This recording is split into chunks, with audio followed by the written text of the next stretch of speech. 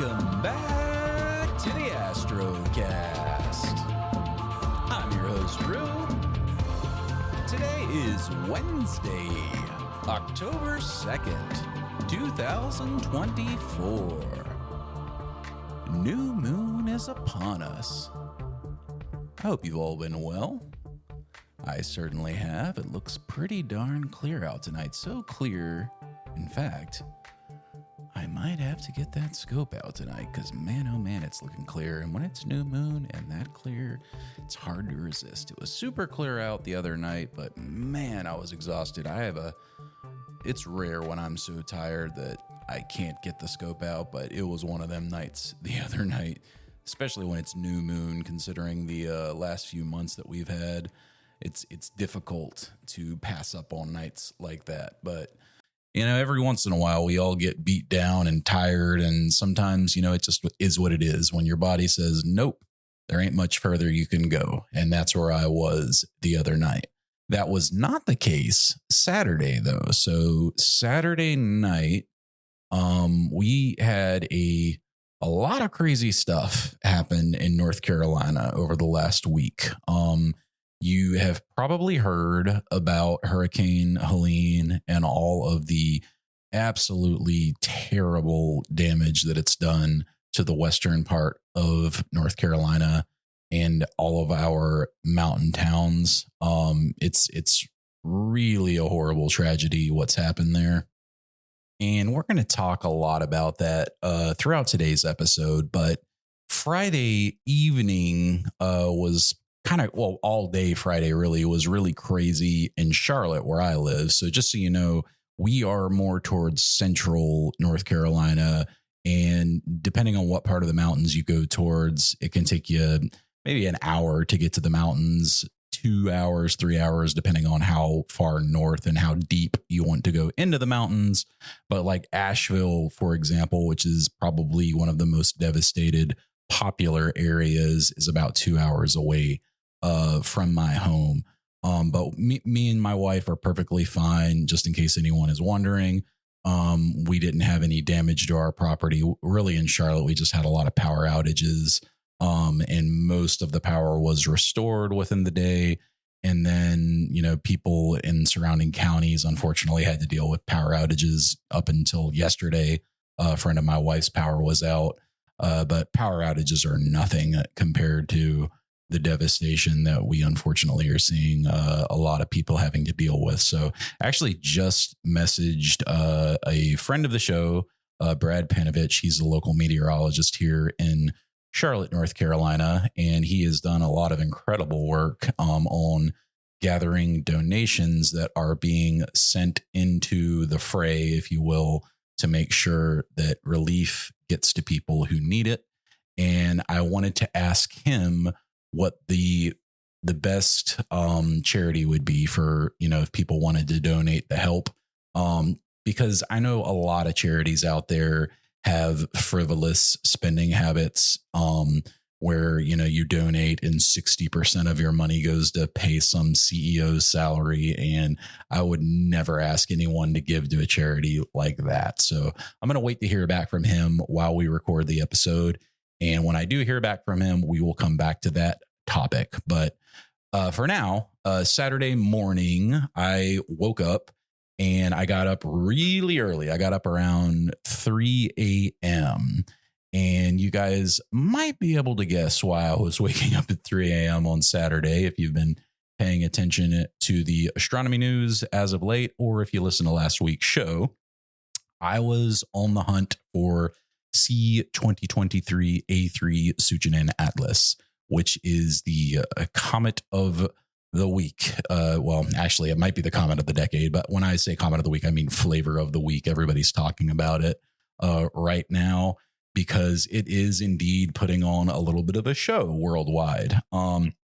Less so in the northern hemisphere right now, but I have seen some photos from the southern hemisphere that are very impressive. And apparently right now, as in like last night, at sundown in the southern hemisphere, it's brightly naked eye visible. So the chances are steadily improving for a very, very nice viewing opportunity for us when it reemerges in the evening sky around October 10th in the northern hemisphere. If you're in the southern hemisphere, you should be able to see it just before sundown. I believe right now, if I'm not mistaken. I think, yeah, that checks out. Sorry, I was doing a little bit of science in my head. And anyway, so definitely do that if you haven't. But I got up at 3 a.m. and I wanted to go somewhere that had a very low horizon. That was important because looking online, I knew that, 5 to 9 degrees was about the best that I could hope for. And 5 to 9 degrees really is not much when you're talking about a horizon. If you're in your yard and you've got a lot of trees around you, you can easily lose 9 degrees with just the trees that are kind of in your direct vicinity. So I knew I wanted to go somewhere where that would not be a problem. Now, I didn't want to drive all the way to the mountains, which was actually my first thought, because I thought if I could get out to our mountains and then look toward the east where the comet was going to be, that would be looking towards our coast, towards lower elevation, because we would be heading up the mountains coming from, the east towards the west, which is where our mountains are. Obviously, I was not going to attempt that after everything that happened on Friday and was still happening into Saturday. So I actually headed south with the added benefit of getting a little bit lower in latitude, which would raise my apparent viewing of the comet in the sky. And I went down to Lake Wylie, South Carolina, which is really right on the border of Charlotte, just past the North and South Carolina border. So literally just over the bridge, you get into South Carolina. That's where I was. So down in South Carolina on the lake, I had a excellent low horizon. And just to give you an idea of how low the horizon is, the first thing I did was I knew from looking at my yard that I had a situation where it was about 15 degrees for as far as the trees taking up my field of view.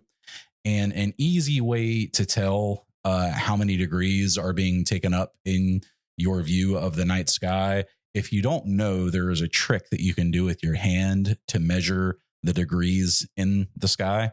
It's very easy. It takes a little while to remember it, but once you get it down, you'll never forget it. And basically, one fingertip at arm's length is 1 degree. If you put your 3 fingers together, 3 in the middle, so like your index, middle finger, and pointer finger, that would be 5 degrees. A balled up fist is 10 degrees.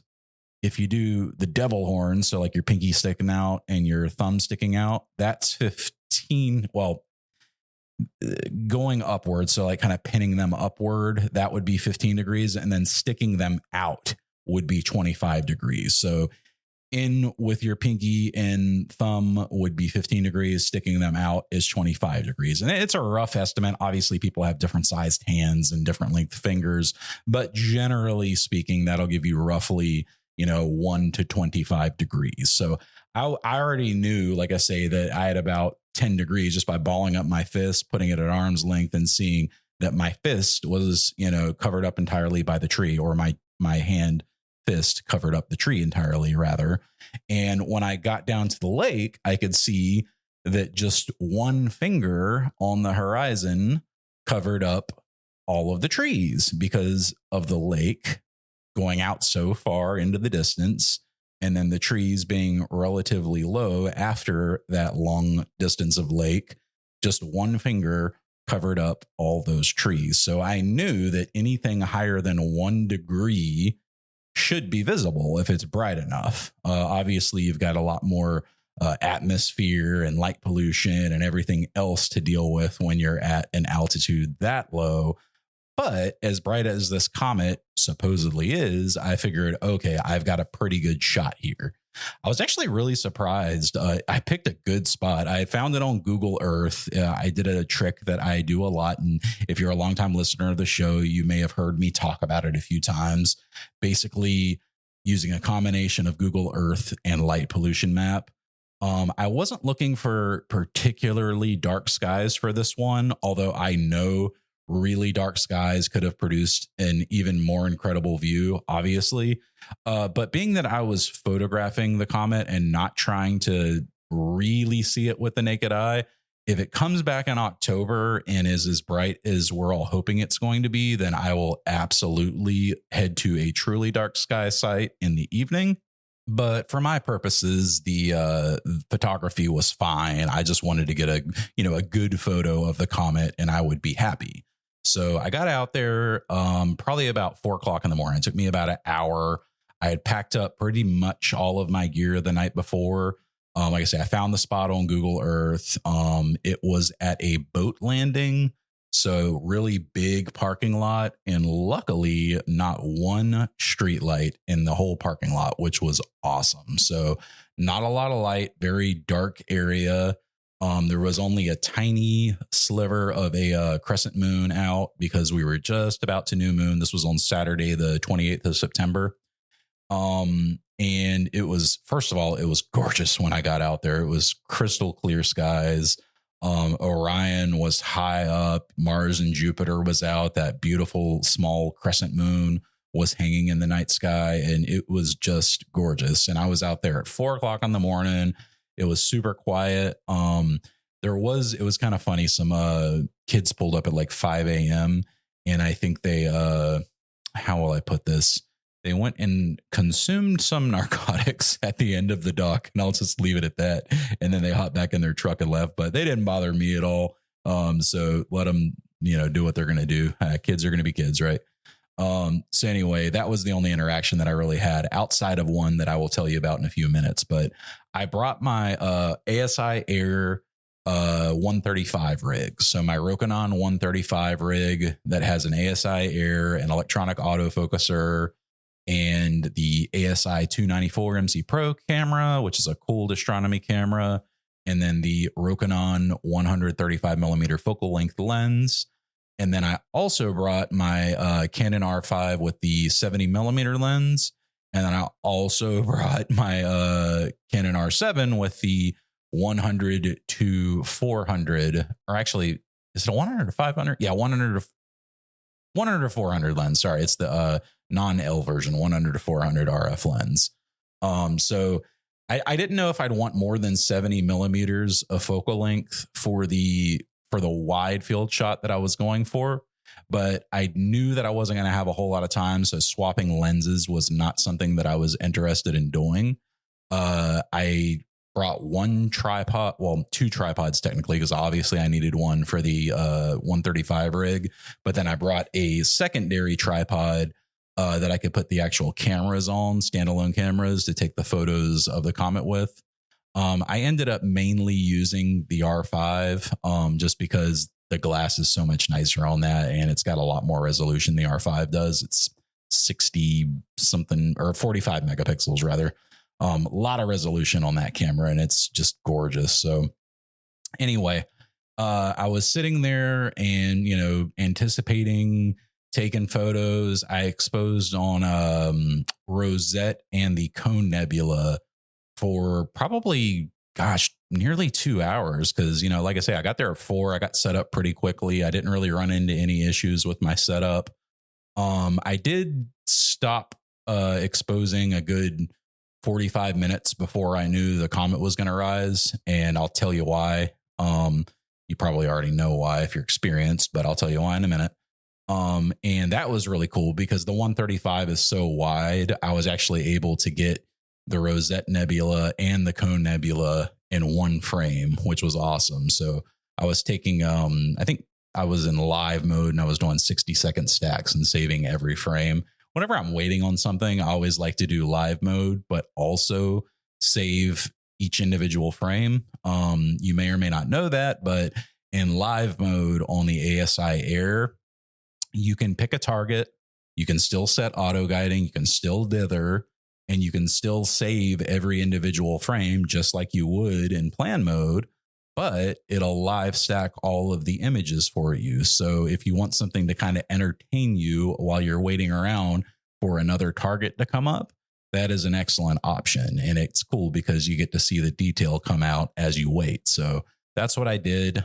So I sat there shooting it. When the time got close, so I guess it was probably around like 5:30 in the morning. That's when I went ahead and what did I do? I went to the preview screen. I saw Suchin and Atlas still below the horizon. So I clicked on a star on the ASI air screen where I knew it was going to be. And I went ahead and slewed there. And I started thinking about it. And I quickly remembered that I wasn't going to be able to use the regular plan mode because it would try to plate solve. And I know being that low on the horizon, it wasn't going to be able to see enough stars. And not to mention the sun's going to be coming up. I just want to be able to manually slew or make corrections if I have to. And I want that camera to be firing. So ultimately I decided to go with auto run mode. So auto run basically will just let you program it however you want. And then it's going to take those images basically no matter what. So if you want, you can, lock onto a target and it'll stay on that target. And then regardless of what happens, it's basically going to keep guiding or not guiding, but keep on that target and keep tracking on that target, rotating your equatorial mount, that is. And that way you don't have to really worry about, plate solving and all that kind of stuff. So in my case, it was great because since the sun was going to be coming up while the comet was out, I knew I wouldn't be able to do anything with plate solving. I mean, even when the sun was still down, I wouldn't be able to plate solve because you could just see so few stars that low on the horizon. So it started coming up. I had the auto mode on, auto run mode. And sure enough, I exposed the first image and there it was. I could see the comet. It wasn't perfectly centered up yet. I don't really know why because I had picked it, but I guess because it didn't plate solve, it wasn't a perfect sync. But I was able to go back out to the preview screen and just use the arrows to move it a little bit and then take another image until I had it perfectly centered up. And at that point, I just set it to auto run and take 30-second exposures. And at that point, for the 135 rig, it was pretty much a set it and forget it kind of situation. I was checking back every few moments to make sure, that it was still going. I did have to reset the plan once or twice because I had only set it to do 30 images. I know I should have set it to 100. I don't know what I was thinking, but luckily I remembered to go back and reset it before it ran out. It was funny, while all this was going on and I'm like working on getting all these photos. And if you've ever tried to photograph an astronomical event, that's taking place during a short window, whether it be an eclipse or comet or what have you, how hectic it is. Heck, whether you've done any kind of photography that's taking place during a short window, how hectic it's stressful and you want to make sure you capture the moment. And you want to make sure that the quality is good. And while all this is unfolding from behind me, and mind you, it's still dark out in this parking lot, and I'm like, hour away from my house and somewhere I've never been before, I just hear, "What's going on?" And I turn around and I'm like, "What the hell?" And there's a cop behind me in his car. I did not even hear him pull up. And I must have looked so goofy because I'm sitting there, with my red lamp on and a camera in my hand and everything else. But luckily he was super nice. I explained to him what I was doing and he was like, "Wow, really?" And I was like, "Oh yeah." I was like, "You want to see?" And he was like, "Heck yeah." And he jumped out of his unit and came over and we started talking and he told me that he'd never seen anything like that. And he was like, "I have, no idea about astronomy and this, that, and the third." And so we sat there and chatted for a while. Super nice guy. His name was Shane, actually. So shout out to you, Shane. I'm sure you're not listening, but it was nice meeting you out there nonetheless. And so I showed him a few of the photos. And it lasted probably 30 minutes tops. I mean, I'd say like by 6:15, it was, totally up, totally visible. And by 6:45, it was almost disappeared in the sunlight. I was trying my best to capture it with the longer length lens on the R7 at that point and just coming up short. So really short window. But I think I made the most of it, all things considered. I think as far as short window time frames go, I did about as good as you can do. Everybody seems to really like the photo that I got. Obviously I got some wide field photos at 70 millimeters. Those are really wide shots of the comet. It's very cool, but I think the 135 shot definitely kind of takes the cake. I'm going to post both of them on the Astrocast Facebook page. So if you guys want to check them out, you're welcome to. I'll try to put a link to them as well on the Google Drive where I share files occasionally with you guys, like I did with the PixInsight tutorial stuff. So that way, if you're not on Facebook, you can still check it out. So yeah, go there and give them a try. Like I say, if you want on Facebook, it's the Astrocast. If you just search for us, you'll see the same logo that the podcast has there. But yeah, it was an awesome experience. I was so utterly exhausted, though. I was just completely defeated when I got home. I ended up having to call Rick up because we had something else come up, a personal situation. So I couldn't go down to the observatory that day, which really stunk because I was supposed to go down there and talk to Rick about pouring a pad. Luckily, he took the measurements from me and said that he would still try to find me a spot. So big shout out to him. Thank you for that, Rick. I got to get down there soon. I haven't been down like 2 months and I'm asking him to find me a pad. I really need to just make a freaking appearance down there. But anyway, fun time for sure. If you guys get a chance, I would highly encourage you to go see this comet. It really is cool. I haven't even mentioned yet, it was naked eye visible. So, for a period, and it wasn't like incredible, like, oh my God, there it is, but you could see it like without trying hard, you could see the comet.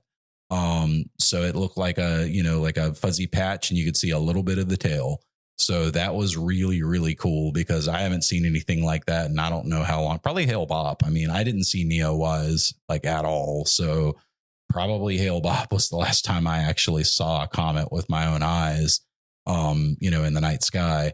So that was really something special. The view through binoculars, that was cool. I got a really nice pair of Celestron binoculars, and that was quite the view. And just as a reminder, guys, I know I said the 10th earlier. I think it's actually the 12th. I just checked. It'll be visible October 12th through the 30th, assuming it holds up and doesn't fall apart as these things often do. So temper your expectations because that could certainly happen. It does all the time. But all signs seem to point to it being a nice comet. So hopefully that will be the case. And believe it or not, it looks like the Atlas telescope actually just spotted another comet.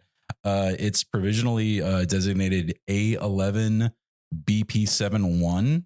And they're saying that one could also be naked eye visible in late October, early November. I would say that one is a lot less likely to become naked eye visible just because it is what is called a Kreutz sun grazer. And they are called that because they are known to quite literally graze the sun. They often come within just a few thousand kilometers of the sun's surface. So usually they end up burning up because they're in close relation to the surface of the sun. So that's usually not good for comets, which are usually made up of a lot of ice. So that usually doesn't go too well from them. They were actually discovered by one Heinrich Kreutz in the late 19th century, and that's where they get their name from. But if it were to survive, it certainly does have the characteristics to be a naked eye comet. So hopefully with one of these, we will get lucky and be able to have one. I still don't anticipate this being a Neowise or Hale Bopp type event. Call me a pessimist, but I just don't think it's going to be that spectacular. I really hope that I'm wrong.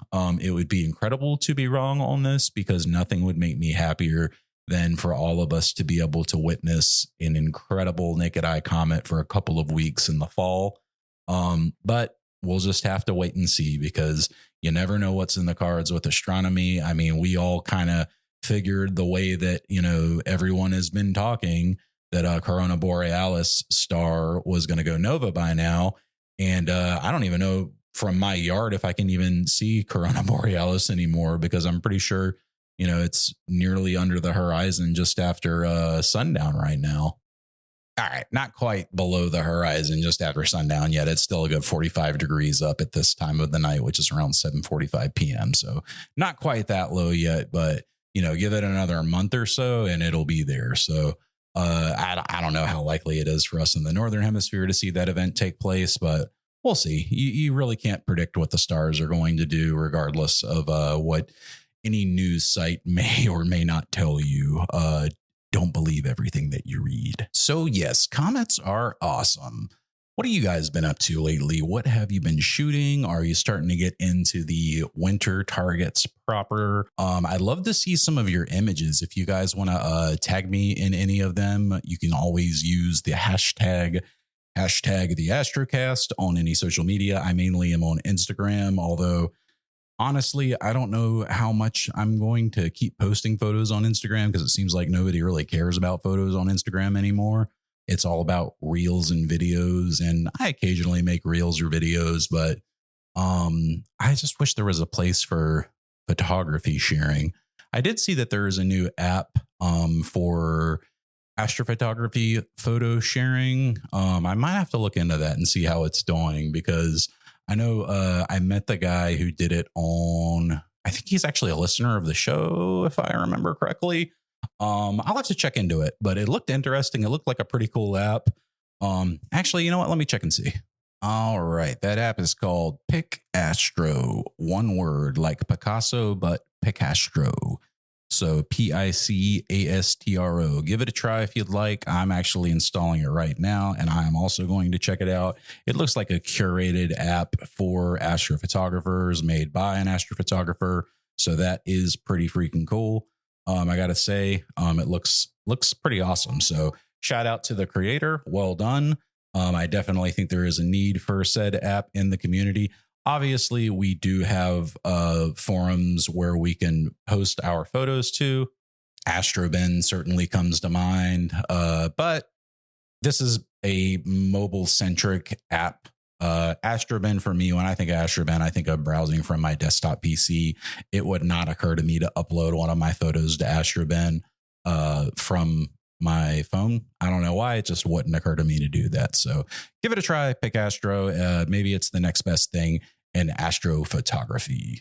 You know what's funny, guys? I emailed the folks at ASCAR asking them about the telescope, asking if I could review a unit, and I never even heard back from anyone there. I mean, I'm not surprised. I know we're not a huge show yet, but maybe like a no thank you would be nice. That's not the greatest customer service after I spent like nearly a whole episode talking about your telescope. They do have another size of that scope. That's why I bring it up. I forgot to mention it last week. They do have a slightly larger version, which is the SQA 85, but it is a lot more expensive at $2,400, and it's not out yet. It's actually a pre-order only, but similar design. I don't know, actually. I don't know if it is the same design. No, it's not the same design. I apologize. So it doesn't have the helical focuser. I don't think it looks like it has the adjustable aperture either. It does have a 360-degree rotator built in, which is nice. But that's kind of odd. I wonder why they still call it, I guess because it's a quintuplet SQA. I don't know. Yeah, it's still got the same like paint job and everything that the 55 has, but obviously a completely different design as far as the focuser and the adjustable aperture and all that kind of stuff is concerned. It very much looks like a typical 85 or 80 millimeter telescope in comparison to the SQA 55, which is, very, very unique in its design choice. Oh, also to give you a little update, Captain Cumulus, we have an artist. That's right. You heard it here first. An actual artist is working on our first rendition of Captain Cumulus. And I got to say, it's really, really freaking cool so far. I told you a couple weeks back about Aseric joining the Patreon. If you would like to also join the Patreon and become a member of our members only Discord, which is quite lively these days, I might add. Feel free to go to patreon.com/the Astrocast. He actually had a friend who is an artist, and he came up with the idea. And though he is not an artist, he was able to kind of say, this is what we're going for, and draw the idea out. Although I got to say, I kind of am a fan of his design too. But he's going to go ahead and, give him the idea and then send it back. There's some Easter eggs built in as well, which is super cool. Some really cool symbology that is built in that is based on the clouds. And overall, I just got to say, I love it. I absolutely love it. If you don't know, Captain Cumulus, there's a lot of lore involved in this character. He's from the Outer Banks of North Carolina. That is where he's originally from. And he's a superhero. And his only power is that he can blow away clouds. That's kind of it. So he's not really liked by other superheroes. They tend to kind of point and laugh at him when they see him. But astronomers love him because whenever he shows up, he can blow away the clouds. So Captain Cumulus is the official mascot of the Astrocast, if you did not know that. And when we get around to making our first shirts, which I'm hoping to do when we hit our 1-year anniversary, I am definitely planning on having Captain Cumulus on the shirt. So big shout out to you again, Oseric. Thank you so much for doing God's work by bringing Captain Cumulus into this world. So guys, just to come back to the hurricane disaster relief for just a moment here. I don't want to bring down the tone of the show too much, but I did feel like I had to at least mention something for how you can help people. Actually, I didn't hear back from Brad in time. He's very, very busy, and he has done a ton of great work for the disaster relief. So not going to give him a hard time about that. I actually did a little bit of a search, and I think Red Cross is probably our best option just for general donations right now. The Red Cross is well known for being an excellent charitable organization, and the vast majority of your donation goes directly to helping victims. In fact, I think Charity Watch says that any donation over 80 cents. So in other words, if you donate $1, at least 80 cents going to the victims is considered to be a good charity. And the Red Cross actually donates 92 cents of every dollar to the victims. So they only use 8 cents on the dollar to pay for administrative costs. They have to pay people to be the Red Cross, and they have to pay, their administrative costs. So no one's getting rich working at the Red Cross, in other words. So if you'd like to, you can go to their website. They have a spot set up directly for Hurricane Helene disaster recovery at redcross.org/donate/dr/hurricane-relief.html. You know what? I'm just going to put a link at the very top of the podcast notes because that's terrible. I would imagine if you go to redcross.org, there's probably a link at the very top to donate. I don't know why it's so weird on my web browser here. On another astronomy related note, actually, I had to pick out the size of the observatory. So ultimately, we have to pour a pad, obviously, and the size of that pad basically determines how much room we will have for piers and potentially a warm room if we decide to make a warm room, which I definitely want to have, because to me, having a place to go sleep and be warm in is one of the huge advantages of having your own observatory. So I ended up going with a 20 by 10 pad. That's what I asked Rick if he could get for me. Hopefully we'll be able to work that out. So 20 by 10 should give me ample room to put in a very good size, like 8-inch pier like I had planned on doing here. And then also a good size room where I can put in a bed and a, heater and AC unit and all that kind of good stuff. So I am very much looking forward to that. I will keep you guys posted on the progress of it. I'm going to basically, my plan is to donate some time to the observatory soon. I'm going to call Rick up and see what I can help with. Won't be able to this weekend because I already have pre-existing plans, but maybe the next weekend I can go down there and help with some stuff. And hopefully if I can start showing my face around there a little bit more, I can start getting that done a little bit sooner. So going to be doing that, and then I'll keep you guys posted on the progress of the observatory build. So for a recommendation this week, I've got a really, really good one for you guys. I hope you're Nintendo people. Maybe you got a Nintendo Switch, hopefully. If you do have a Nintendo Switch, you probably know what I'm going to recommend this week. Maybe? I would certainly hope so. It's going to be the new Zelda game. It's actually The Legend of Zelda Echoes of Wisdom. And man, oh man, is it good. It is really good. So you probably don't know this about me, but Zelda is kind of my favorite game series of all time.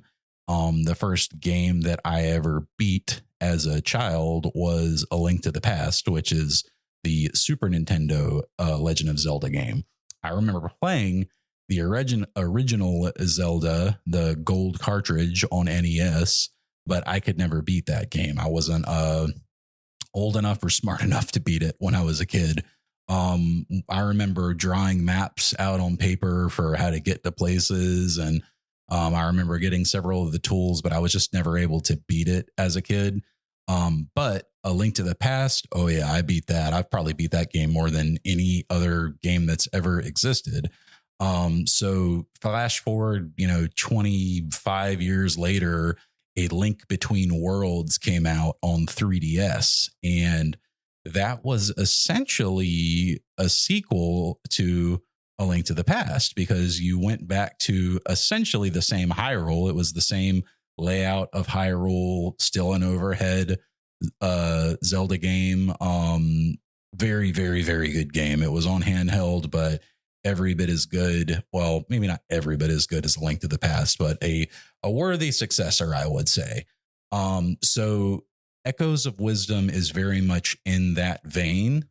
But the big difference, obviously, in this one is that you are playing as Zelda for the very first time. So every other game you have played as Link. In this game, you actually play as Zelda, who is typically the heroine figure that you rescue. But she is actually the badass that is, kicking butt and taking names in this game. So it's very, very fun. It's got its own kind of unique gimmick. All Zelda games have a gimmick. And the one in this is that you can create things called echoes. And an echo is essentially a copy of a monster or an item that existed in the world that you found a copy of. So like, anytime you beat a monster, you basically have the ability to make a copy of it. And anytime that you beat certain kinds of like a spinning tile, for example, that would fly at you in the world, you can copy that, and then you can create a new one and jump on top of it, and it'll fly across the room while you're standing on top of it. So it leads to unique puzzle scenarios where you get to solve puzzles in very unique ways, because very much like Breath of the Wild, if you've played that, you get a million different ways to solve a puzzle, and they do that very much intentionally. And there are a ton of like throwbacks, I would say, to old school Zelda games, which I really appreciate. You can definitely tell that the creators are huge fans of the original material, and their own record saying so. Actually, the guys who made the game, guys and ladies who made the game in Japan, are huge fans of Zelda. They grew up playing the games just like I did, and that's awesome. You couldn't ask for a better group of people to put together a game of such magnitude, being that it's the first time you play a Zelda. I did read one article that was in Rolling Stone where somebody was complaining about it and saying that this isn't the game that Zelda deserves, and saying that it wasn't epic enough and that it was sexist, because why does Link get all the awesome 3D world that's massive and Zelda gets the silly cartoony game? And whoever wrote that, let me just say that you have no idea what you're talking about. Because don't get me wrong, like Breath of the Wild and Tears of the Kingdom, amazing games, definitely. but that doesn't mean that they are better in any way, shape, or form than something like A Link to the Past or Ocarina of Time or Majora's Mask or any of the other classics. So just maybe be quiet and stop what you're talking about because you're wrong. Anyway, I'm going to stop yapping about video games. That's the recommendation for this week, though. If you have a Nintendo Switch, definitely check that out. The Legend of Zelda Echoes of Wisdom is the name of the game. Very, very, very good one. Another thing I just wanted to mention briefly, binoculars. Binoculars were an excellent way to view this comet. It was probably the coolest view that I got of it with my actual eyes, rather than, looking at the back of the camera or looking at the preview screen through the ASI Air. When I was actually there viewing it through my binoculars was actually really the coolest experience that I had. And if you're curious what kind I have, they are Celestron 12 by 60 binoculars. You don't necessarily need ones with that much magnification. Honestly, I would probably go with 8X or 10X. If I were to go back and buy another pair, I'd probably go for nicer glass and maybe a slightly less zoomed in view, just because at that much magnification, you're going to get a little bit of shake no matter how, non-caffeinated you are. Unless you want to put them on a tripod, obviously, but that introduces its own set of challenges, obviously. I will say I have been looking at Canon makes a set of binoculars that are image stabilized with the same tech that they put into their camera lenses. So they have excellent image stabilization technology that they put into their camera lenses. So when you are recording video, it appears to be rock solid, even if your hands are shaking because you're moving around. And those could make for potentially some really, really nice binoculars. I actually talked to somebody. I didn't get to see them myself, but I talked to somebody who had a pair, and he said that it was just absolutely incredible. You just basically find the target that you're looking for and then press the button. And he says the stars just lock into place at that point. I saw a pair that was on sale for a lot cheaper than they normally are. They're not cheap devices. I want to say, somewhere around $500 probably for the less expensive kind. Yeah, just doing a quick search here. I see like Walmart's got a 10 by 30 for 400. Amazon's got 10 by 30 for 500. So $400 or $500 depending on where you go.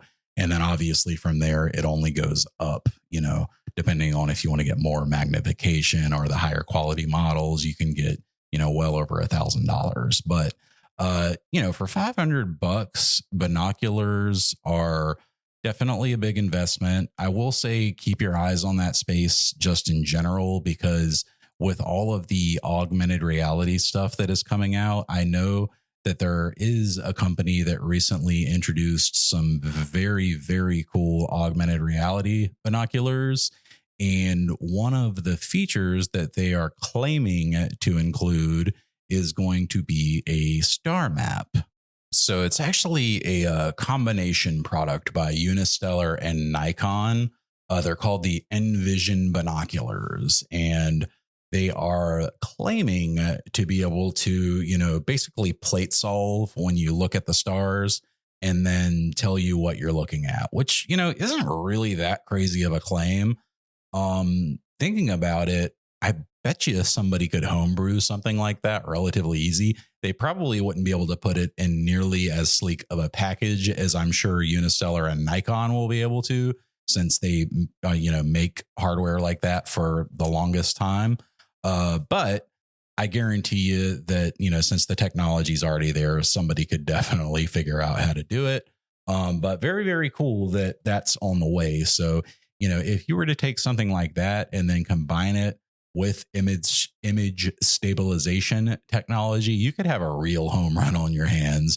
I would love to have a pair of binoculars that I could, look up at the night sky with, press a button to freeze the stars, and then press another button to have it bring up the names as I slowly pan across the sky. Because, for me, like I've mentioned in the past, I love learning constellations.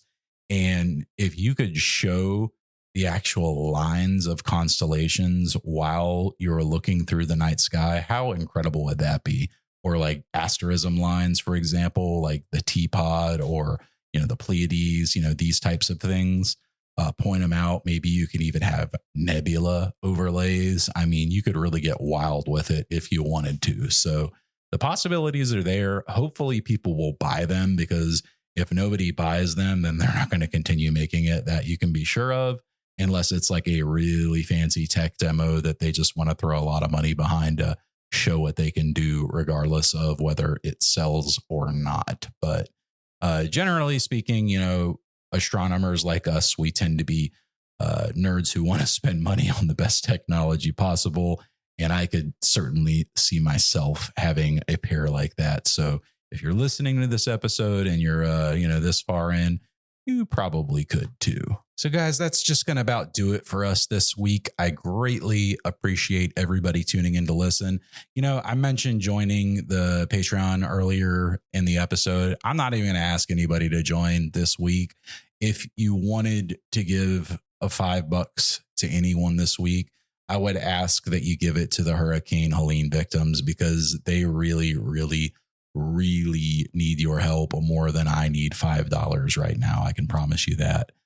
People up there are still suffering, and it's going to be years before they can rebuild their lives. I mean, when I say entire towns have been wiped off the map, I'm not exaggerating. These are places that me and my wife visit all the time. We probably have visited these mountain towns more than any other place that we've, visited throughout our entire, decade-long marriage. Some of my very best memories are going up to those mountain towns with her, even on day trips, like going up to Brevard and seeing the white squirrels up in the mountains, or taking her up to, Boone for her birthday and staying at the resort overnight, or going up to Blowing Rock and, staying up there for the weekend. I mean, so many stories that I have, so many memories that I have up in those mountains. Don't let me even think back to my childhood, or I'll be in tears. The best memories that I ever have are with my father in those same mountains, at like Yogi Bear Campground when I was just a kid. So they definitely need your help. So if you got $5 to give, definitely give it at redcross.org. And like I say, I will post a link in the show notes for anybody who does want to give. But thank you so much for tuning in with us this week. You have been listening to the Astrocast. I hope you're all doing very well. I hope everybody's healthy and happy. I hope that you're getting lots and lots of awesome nights. I hope you enjoy the week of new moon.